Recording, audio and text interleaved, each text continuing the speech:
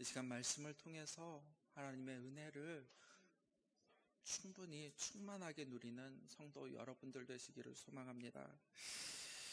오늘 본문 말씀인 호세아 9장 1절에서 17절의 말씀은 이스라엘이 왜 하나님의 말씀을 그렇게 떠났는지, 그리고 하나님의 말씀을 떠난 결과 이스라엘은 어떻게 될 것인지 하는 문제를 다루고 있습니다. 성도 여러분, 신앙에서 가장 위험한 것은 바로 변질입니다. 호세아서가 말하는 이스라엘의 문제도 다름 아닌 신앙의 변질이었습니다. 언약에 근거한 여호와 신앙이 하나님을 욕망의 수단으로 삼는 송아지 신앙으로 그렇게 전락하고 그리고 변질된 것이 가장 큰 이스라엘의 문제였다라고 호세아 선지자는 그들을 책망하고 있습니다. 그렇다면 이스라엘의 신앙이 이렇게 변질된 것이 과연 무엇 때문이겠습니까? 변질의 진원지가 어디에 있겠습니까? 함께 1절 말씀 같이 한번 읽어보겠습니다.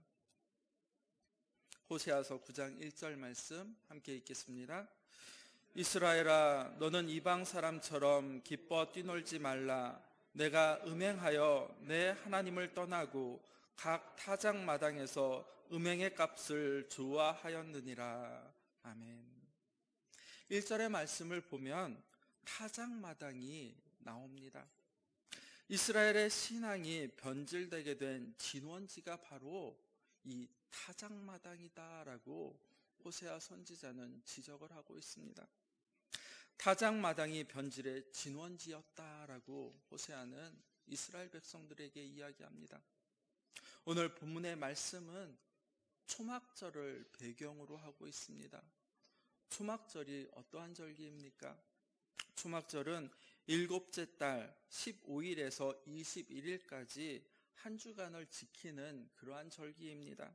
그리고 광야 생활을 기념하는 절기이기도 합니다.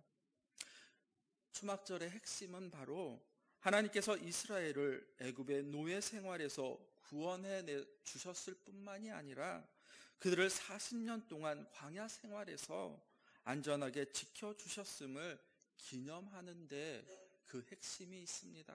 그래서 장막을 짓는다라고 해서 장막절이라고도 하고, 그리고 풀로 장막을 만든다라고 해서 초막절이라고, 그리고 추수가 끝난 뒤에 갖는 감사의 성격이 강하여서 수전절이라고도 불리우기도 합니다. 호세아 9장 1절의 말씀에 타작마당은 단순히 곡식을 타작하는 장소가 아니라 지금 초막절 예배 현장을 호세아 선지자는 말씀하고 있는 것입니다. 이스라엘의 유월절과 오순절 그리고 장막절이라는 3대 절기가 있었는데 이 모든 세 절기는 바로 추수와 깊은 관련이 있습니다. 그래서 출애굽기 23장 그리고 레위기 23장 또한 신명기 16장의 말씀을 묵상해 보면 이 절기들에 대해서 구체적으로 자세히 확인할 수가 있습니다. 유월절은 처음 보리를 추수할 때입니다. 그리고 맥추절이라고 불리는 오순절은 보리 추수를 마친 때입니다. 그리고 오늘 초막절, 아니 장막절이라고도 부르는 수선절은 가을 추수를 마친 때를 의미합니다. 그런데 이 세 절기는 모두 구원과 연결이 되어 있다라는 사실입니다. 유월절은 유월절 어린 양의 피로 구원받은 것을 기념하여 감사의 예배를 드리는 것입니다. 또한 오순절, 맥추절이라고 불리는 이 절기는 시내산에서 하나님과의 언약을 맺고 하나님의 백성이 된 것을 기념하는 날로 지키는 날입니다. 그리고 초막절, 아니 장막절은 하나님께서 광야 40년 동안 그들을 지켜주시고 또한 인도해 주신 것을 기억하면서 하나님께 감사드리는 그러한 절기였습니다. 이렇게 이스라엘의 3대 절기가 모두 다 추수와 그리고 구원의 의미가 같이 연결되어져 있다라는 사실입니다.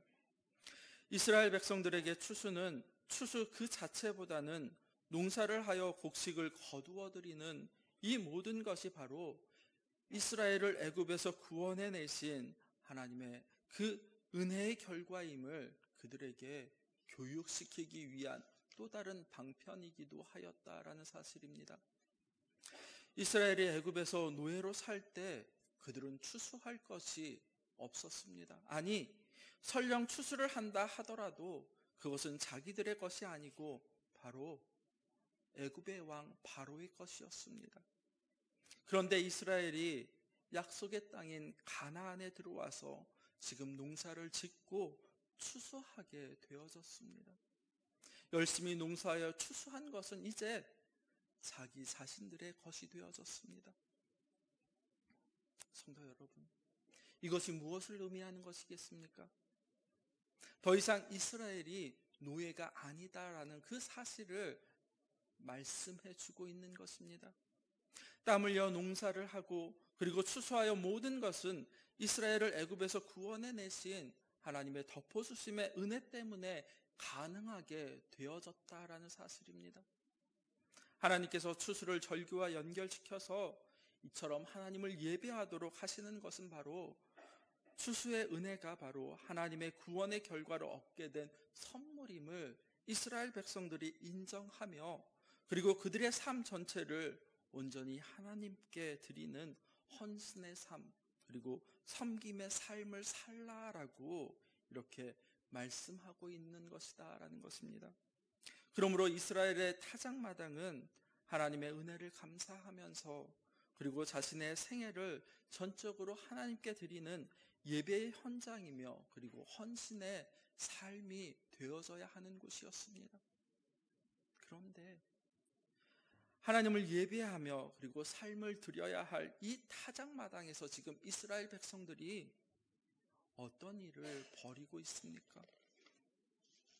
1절의 말씀을 보면 각 타작마당에서 음행의 값을 좋아하였으며 이방 사람처럼 기뻐 뛰어놀았다라고 그렇게 말씀하고 있습니다.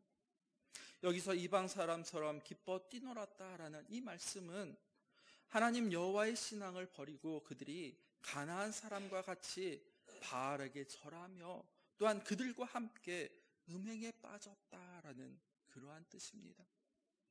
하나님께서는 이스라엘의 범죄에도 불구하고 그들을 여전히 긍휼히 여기시는 마음으로 그들에게 풍요와 번영을 허락하여 주셨습니다.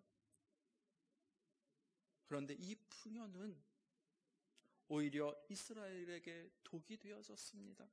그리고 또한 이 번영은 이스라엘에게 늪이 되어졌다라는 사실입니다.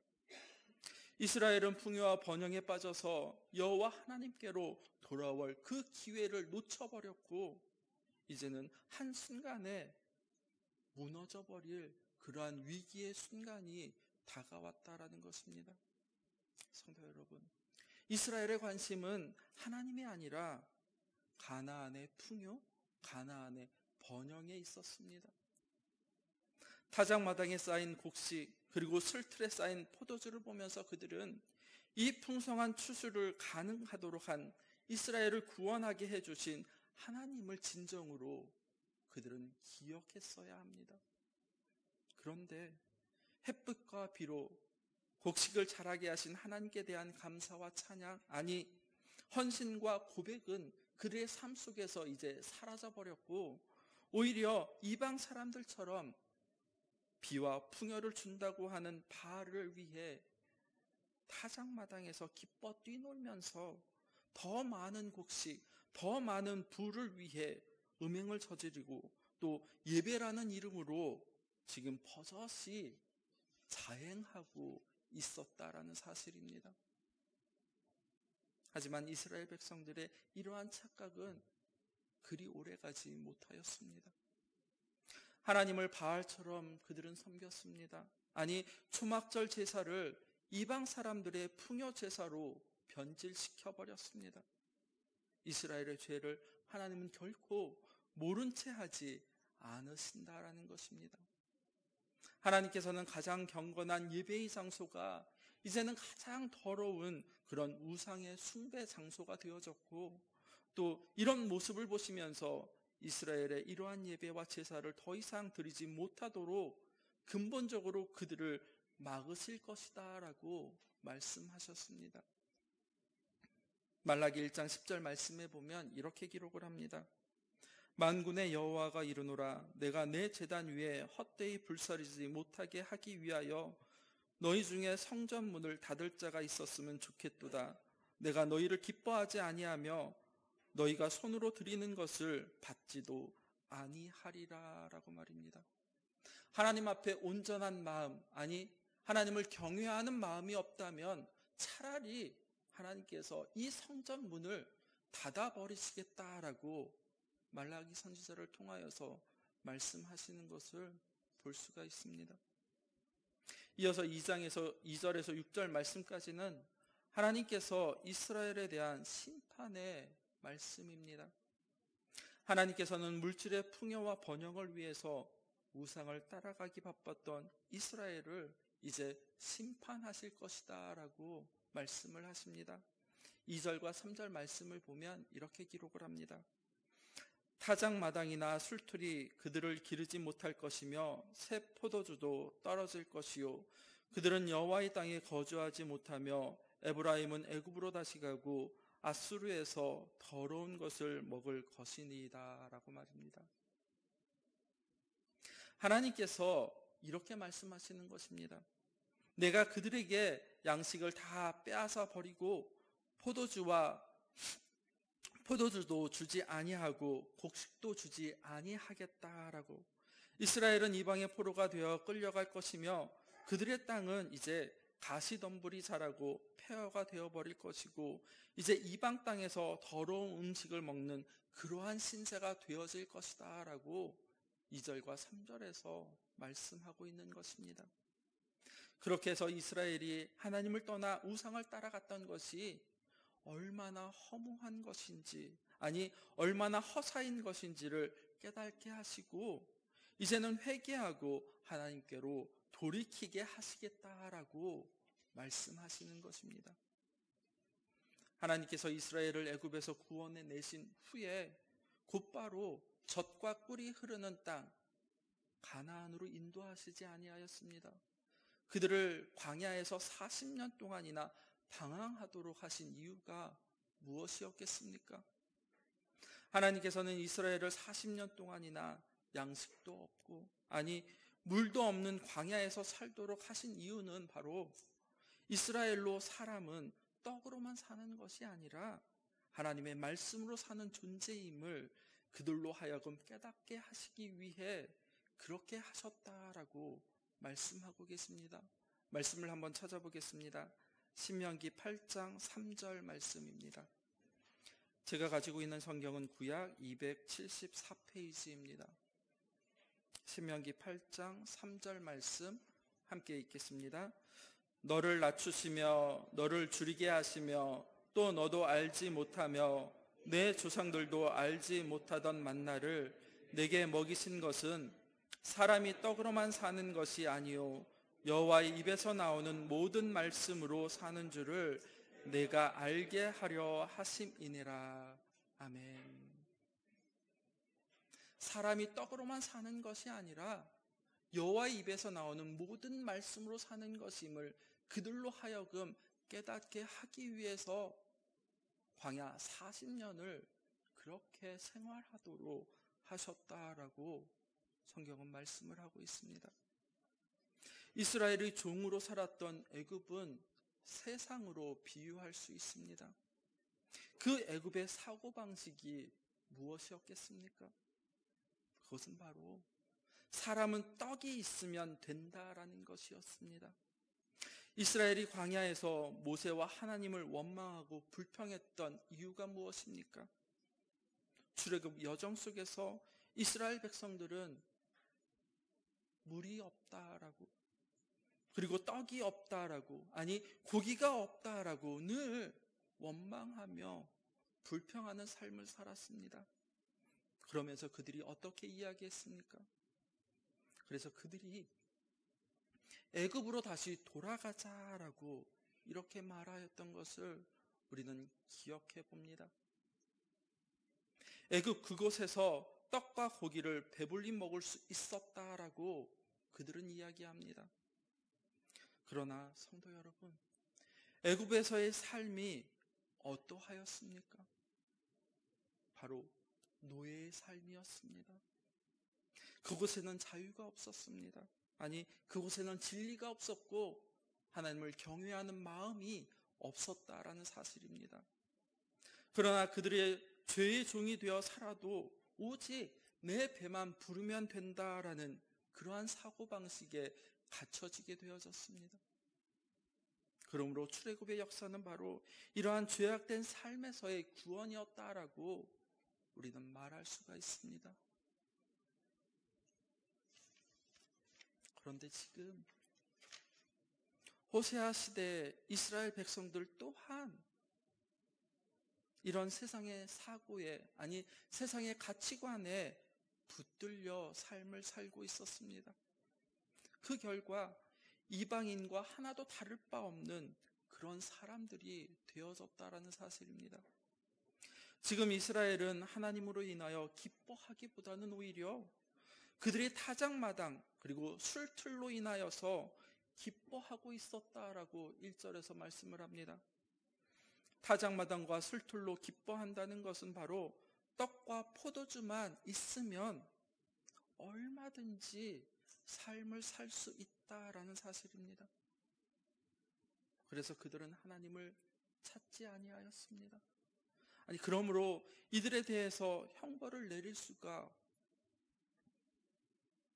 그것이 바로 약속의 땅 가나안에서 추방하는 것이었습니다. 호세아 9장 3절의 말씀을 보면 하나님께서 이스라엘에게 여호와의 땅, 즉 가나안에 거주하지 못하도록 에브라임은 애굽으로 다시 돌아가고 아수르에서 더러운 것을 먹을 것이다 라고 이렇게 말씀하는 것입니다. 성도 여러분, 약속의 땅인 여호와의 땅은 하나님께서 언약 백성들에게만 주어진 그러한 땅이었습니다.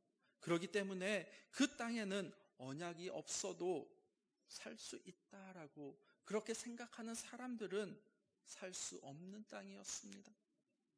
그래서 이들은 이방 땅으로 하나님께서 쫓아내시는 것입니다. 이름은 이스라엘이다라고, 선민이다라고 그렇게 하지만 그들의 마음은 하나님을 떠나 이제는 실질적으로는 이방인이 되어 버렸기 때문에 하나님께서 이방인의 땅으로 호세아 선지자를 통하여서 추방하시겠다라고 말씀하시는 것입니다. 아수르에서 더러운 것을 먹고 살라라고 그렇게 말씀하셨습니다. 이 말씀은 바로 더러운 것, 즉 하나님의 은혜로 공급되는 것이 아니라 자신의 힘, 자신의 땀, 아니 자신의 노력으로 거둔 것, 자신들이 섬기는 우상들이 준다라고 그렇게 그들은 생각했던 것입니다.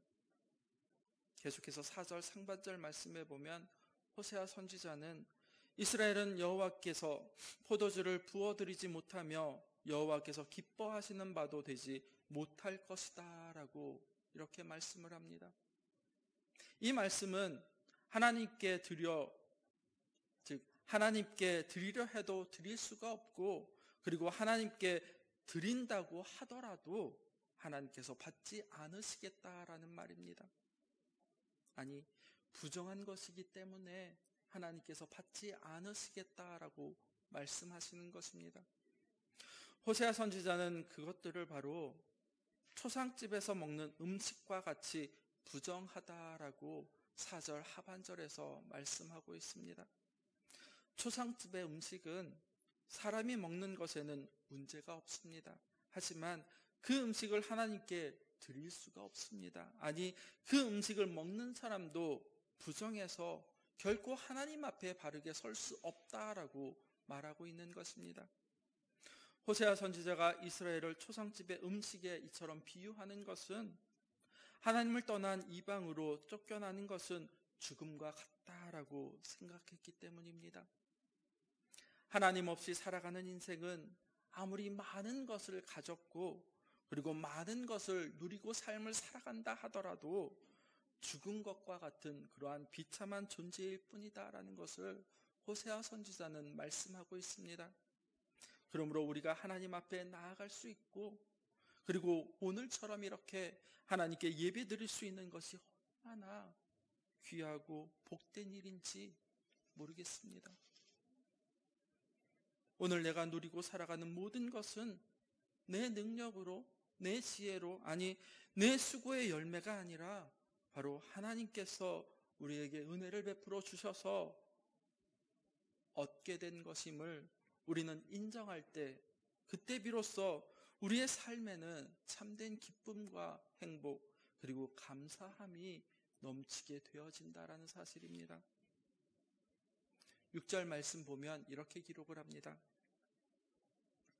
보라, 그들이 멸망을 피하여 갈지라도 애굽은 그들을 모으고 노브는 그들을 장사하리니 그들의 은은 귀한 것이나 찔레가 덮을 것이요 그들의 장막 안에는 가시덩굴이 퍼지리라 라고 말입니다.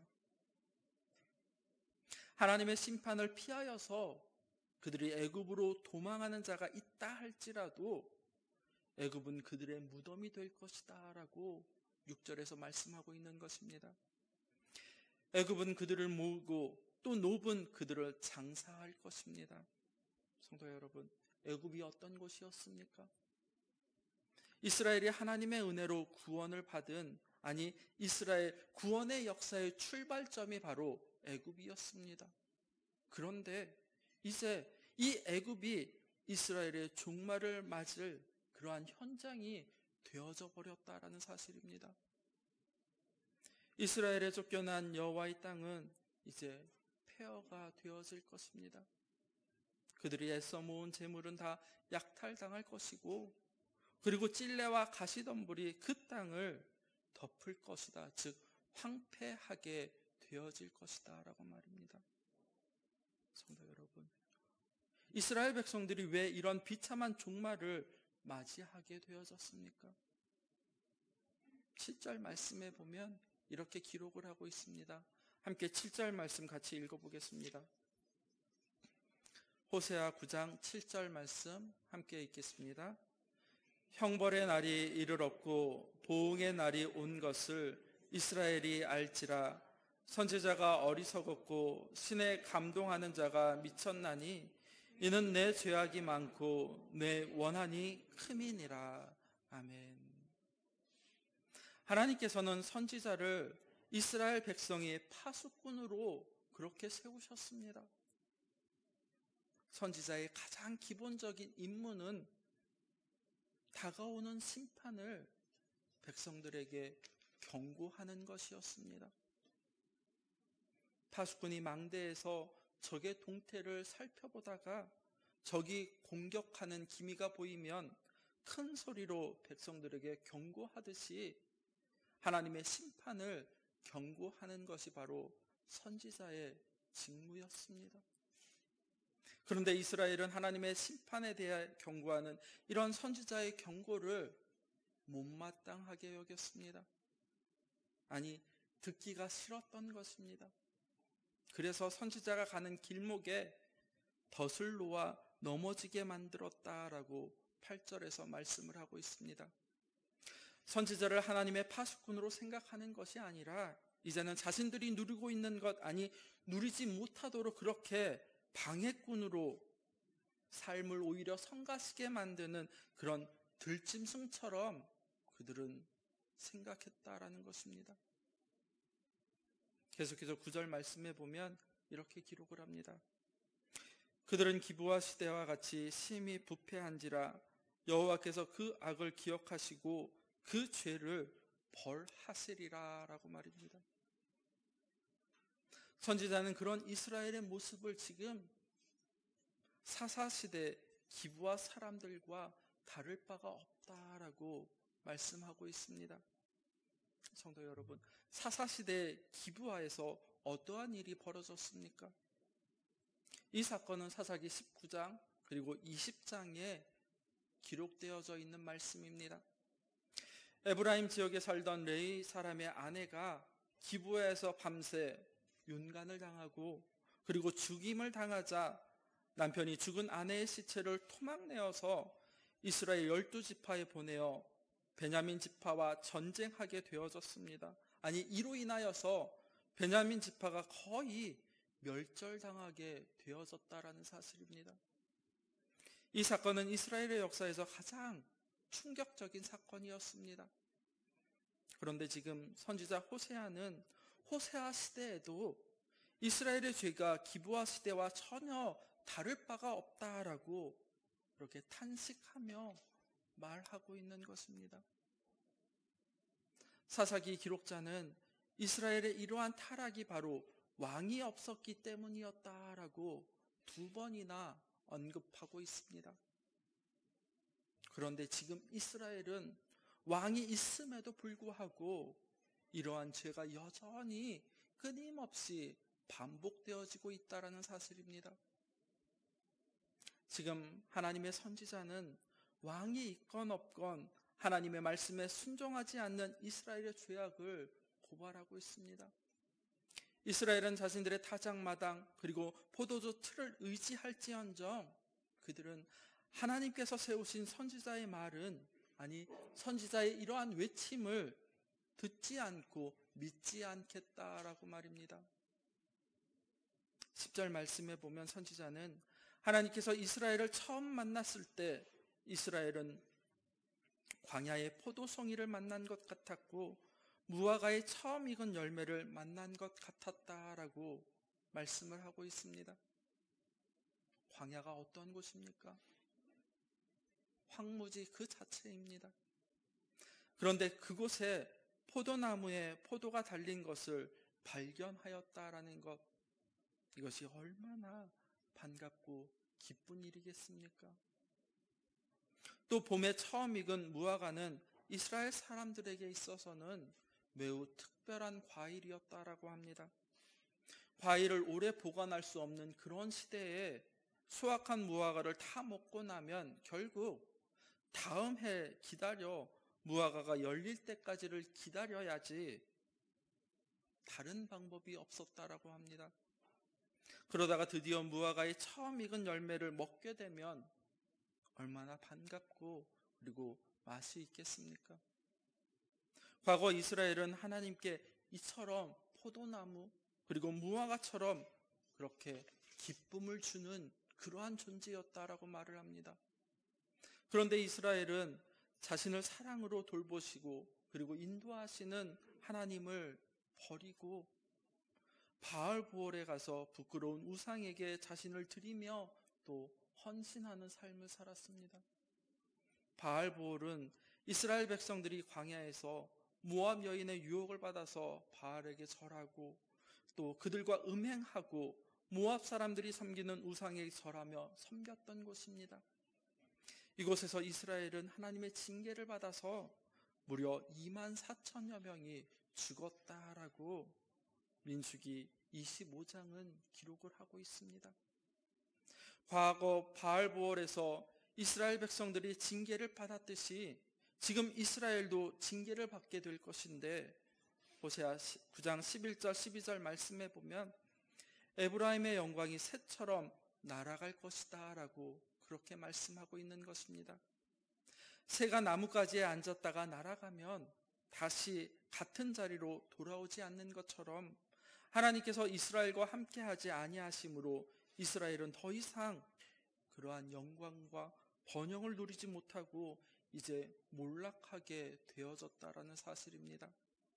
그리고 하나님께서 복을 주시지 않음으로 말미암아서 아기를 잉태하는 일도 그리고 아기를 낳는 일도 없고 혹여라도 낳아서 기른다 할지라도 하나님께서 다 빼앗아 한 사람도 남기지 않도록 하시겠다라고 12절에서 말씀하고 계십니다. 11절과 12절 말씀은 바로 하나님의 심판이 철저하게 이루어질 것임을 말씀하고 있는 내용입니다.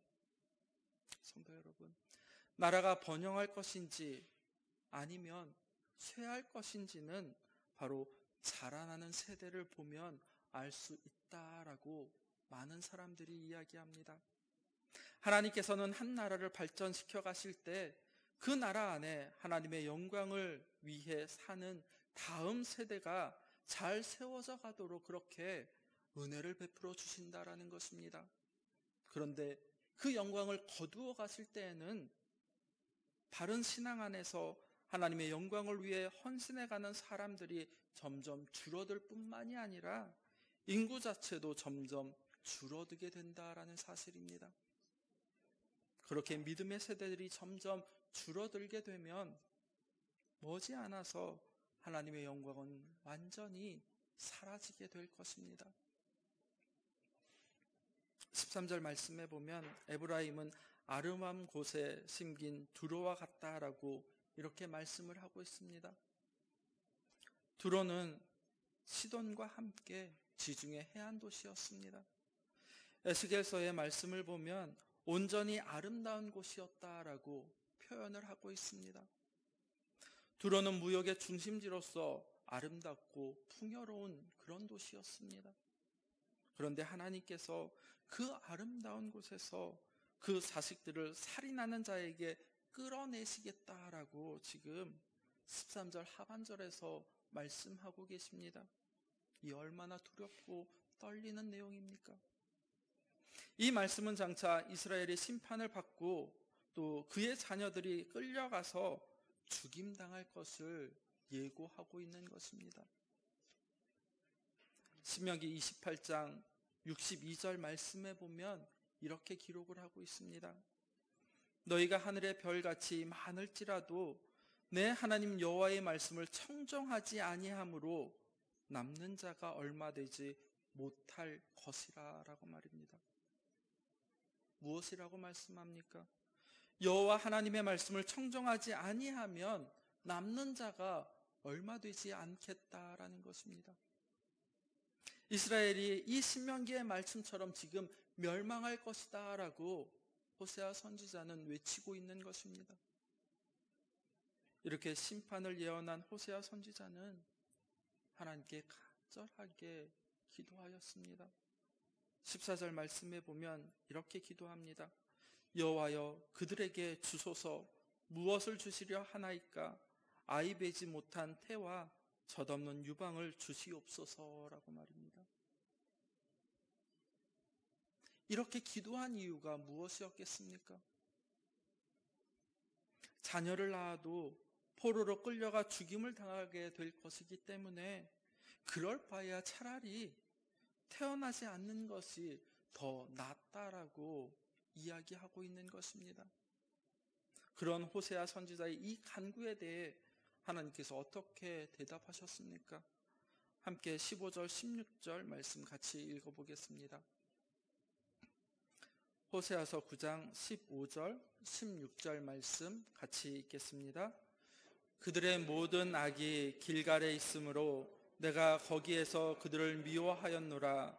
그들의 행위가 악함으로 내 집에서 그들을 쫓아내고 다시는 사랑하지 아니하리라. 그들의 지도자들은 다 반역한 자니라. 에브라임은 매를 맞아 그 뿌리가 말라 열매를 맺지 못하나니 비록 아이를 낳을지라도 내가 그 사랑하는 태의 열매를 죽이리라. 아멘. 얼마나 무서운 말씀입니까? 15절의 말씀을 보면 그들의 모든 악이 길갈에 있으므로 내가 거기서 그들을 미워하였다라고 이렇게 말씀하십니다. 그리고 그들의 행위가 악함으로 내가 그들을 내 집에서 쫓아내고 다시는 그들을 사랑하지 아니할 것이다 라고 말씀하십니다. 길갈이 어떠한 도시입니까? 애굽의 수치를 굴려버린, 아니 하나님의 은혜로 가득한 그러한 장소가 바로 길갈이었습니다. 그런데 지금 이 길갈이 우상 숭배의 자리가 되어졌다라고 말씀하고 있습니다. 그 결과 이스라엘은 하나님의 집에서 쫓겨나게 될 것이다 라고 말입니다. 하나님의 집에서 쫓아내시고 다시는 그들을 사랑하지 않겠다라는 이 말은 바로 약속의 땅에서 쫓겨나 포로가 될 것임을 말씀함과 동시에 하나님의 백성의 자리에서도 이제 너희가 쫓겨나게 될 것이다 라고 말씀하고 있는 것입니다. 에브라임은 밑등이 찍힌 나무와 같이 그렇게 되어져 버렸습니다. 나무의 밑등이 찍혀버리면 어떻게 되겠습니까? 아무런 열매도 맺지 못하고 결국 죽게 되어진다라는 사실입니다. 마찬가지로 에브라임은 어떠한 소망도 가질 수가 없고 그런 비참한 존재가 되어질 것입니다. 이 모든 것은 에브라임이 하나님의 말씀을 버린 결과, 즉 복음 진리의 말씀에서 떠난 그러한 까닭이었습니다.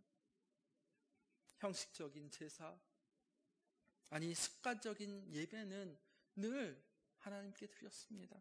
하지만 하나님께 드리는 제사의 참된 뜻을 그들은 알지 못하였고, 그리고 형식만을, 아니 습관적인 예배만을 붙든 결과 하나님을 향한 예배는 변질될 수밖에 없었고, 그 결과 복음 진리의 말씀이 아닌 떡을 의지하는 삶이 살게 되어졌습니다.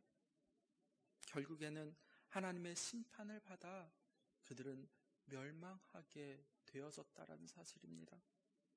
그런데 이런 모습이 에브라임, 아니 이스라엘의 모습만이 아니고 오늘을 살아가는 저와 성도 여러분의 모습일 수도 있다라는 사실입니다. 성도 여러분, 우리는 과연 어떻게 삶을 살아갑니까? 아니 우리의 삶과 생각을 지배하고 있는 것이 진정 복음 진리의 말씀입니까? 아니면 육의 떡입니까? 오늘 우리도 하나님의 말씀으로 거듭나서 날로 새로워지기를 간절히 소망해 봅니다.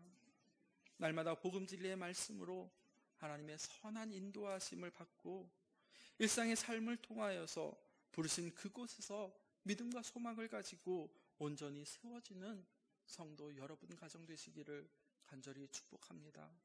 기도하겠습니다.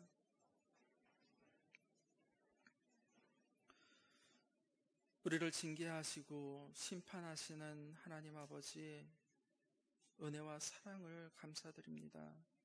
오늘 말씀을 통하여서 우리의 신앙의 현 상태를 다시 한번 바라봅니다. 하나님을 형식적으로 찾고, 아니 하나님이 아닌 다른 것을 붙잡고 의지하며 살아갔던 삶을 주님 용서하여 주시옵소서. 예수 그리스도의 십자가 보혈로 정결하게 씻어주시고 다시금 하나님의 말씀을 조명해 여호와 하나님께로 돌아와 하나님의 덮어주심의 은혜를 기억하며 일상의 삶을 통해서 감사의 삶을 살아가기를 간절히 소망합니다. 복음 진리의 말씀으로 살아갈 수 있도록 성령님 우리를 붙들어 주시옵소서. 예수님의 이름으로 기도드립니다. 아멘.